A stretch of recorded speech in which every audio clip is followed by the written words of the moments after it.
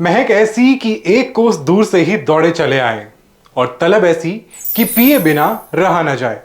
सही पकड़े हैं आप। हम बात कर रहे हैं आपकी और हम सब की पसंदीदा चुस्की चाय की। चाय पीने के शौकीन लोगों को चाय की महक एक कोस दूर से ही आ जाती है और अब भला आए भी क्यों ना। चाय चीज ही ऐसी है कि एक बार तलब लग जाए तो फिर पिए बिना आप रह नहीं सकते। पूरी दुनिया में अगर पानी के बाद कोई पेय पदार्थ है तो वो है चाय। अब चाय की बात हो रही है तो आप समझ ही गए होंगे कि आज मैं किस विषय पर बात कर रहा हूं। चाय सुट्टा बार। नाम सुनने के बाद एक बार तो आपके दिमाग में भी बत्ती सी जल गई होगी कि ये कोई चाय या सिगरेट का कोई बार तो नहीं है। अगर ऐसा आप सोच रहे हैं तो शायद यहां आप गलत हैं। लेकिन असल में ये तो बस एक चाय की दुकान है जो लोगों को जायकेदार चाय पिलाती है। वैसे सच बताऊं, जब मैं 22 या 23 साल का था तो मैं अपने कॉलेज के चक्कर लगा रहा था। लेकिन मैं आज जिन लोगों के बारे में बात कर रहा हूं उन्होंने इस उम्र में 150 करोड़ की कंपनी खड़ी कर दी है ना। इंटरेस्टिंग। बचपन में हर कोई सोचता है कि बड़ा होकर मैं बिजनेस करूंगा, लेकिन वो कितना सक्सेसफुल होगा इस बात की गारंटी तो किसी के पास भी नहीं है। हम बात कर रहे हैं अनुभव दुबे और आनंद नाइक, दो ऐसे दोस्तों की जिन्होंने लोगों की पसंद को अपना बिजनेस बनाकर करोड़ों का कारोबार शुरू कर दिया। वैसे हर पेरेंट्स का एक ही सपना होता है कि उनका बेटा या बेटी बड़े होकर ऑफिसर बने, लेकिन आपके बच्चों के मन में क्या है यह पहचान पाना कभी कभार उनके लिए भी मुश्किल हो जाता है।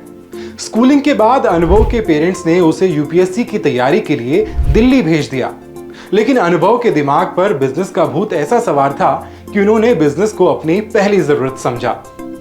वैसे ऐसी सिचुएशन में मुझे यहाँ पर 3 इडियट मूवी का एक डायलॉग याद आ रहा है। सक्सेस के पीछे मत भागो, एक्सेलेंस का पीछा करो। सक्सेस झक मार के तुम्हारे पीछे आएगी। शायद यही फॉर्मूला अनुभव के लिए कारगर साबित हुआ और इस नए बिजनेस को खोजने की तलाश में उनकी मुलाकात आनंद से हुई। मार्केट को स्टडी कर दोनों की गाड़ी आखिरकार चाय की टपरी पर रुकी और उन्हें मिल गया उनके नए बिजनेस का आइडिया। दोनों के पास फंड की कमी थी, लेकिन मार्केट में अपना बिजनेस भी जमाना था, तो जैसे तैसे करके 3 लाख रुपए जुटाकर दोनों ने अपना पहला आउटलेट इंदौर में शुरू किया। शुरुआती समय में दोनों के लिए थोड़ा मुश्किल था। जहां एक तरफ अनुभव ने अपने बिजनेस को शुरू कर दिया था, उधर दूसरी ओर उनके पिता को इस बात की भनक भी नहीं थी। बिजनेस शुरू करना इतना आसान नहीं होता। चुनौतियां उनके आगे रुकावटें पैदा करती रही, मगर जुनून के आगे चुनौतियां भी हार गई। दोनों का स्ट्रगल आज सबके लिए एक मिसाल बन गया है। वैसे अनुभव ने चाय के लिए कुल्हड़ ही क्यों यूज किया? कुल्हड़ एक छोटा मिट्टी का कप है जो कि चाय सुट्टा बार की सबसे बड़ी खासियत है और इंडिया में चाय परोसने का एक ऐसा पारंपरिक तरीका है जो चाय में एक अनोखा स्वाद जोड़ता है। कुल्हड़ चाय को एक हल्का मिट्टी जैसा स्वाद देता है जो इसके स्वाद और सुगंध को बढ़ाता है। वैसे कुल्हड़ में चाय पिलाने का एक कारण यह भी है कि अनुभव चाहते थे कि पूरी दुनिया में भारत की मिट्टी से बने कुल्हड़ में चाय पी। इससे बड़ी बात देश के लिए और क्या हो सकती है। आइडिया भले ही अतरंगी हो लेकिन सक्सेसफुल हुआ।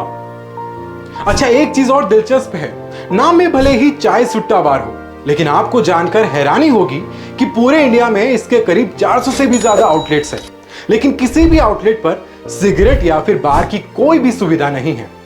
आज चाय सुट्टा बार न केवल इंडिया में बल्कि दुबई, यूके, कनाडा और ओमान में अपने आउटलेट खोल चुका है। उनका पहला आउटलेट आज की तारीख में करीब 30 करोड़ रुपए का सालाना टर्नओवर कर रहा है और अगर सभी स्टोर्स की बात करें तो ये आंकड़ा 150 करोड़ तक पहुंच जाता है। और अगर आप भी चाय सुट्टा बार खोलने का विचार कर रहे हैं तो इसकी फ्रेंचाइजी कॉस्ट करीब 3 से 6 लाख है। तो कैसी लगी आपको आज की ये स्टोरी? अगर अभी भी आपके दिमाग में अपने दोस्त के साथ कोई बिजनेस करने का प्लान चल रहा है तो आइडिया बुरा नहीं है, क्या पता कब क्लिक कर जाए।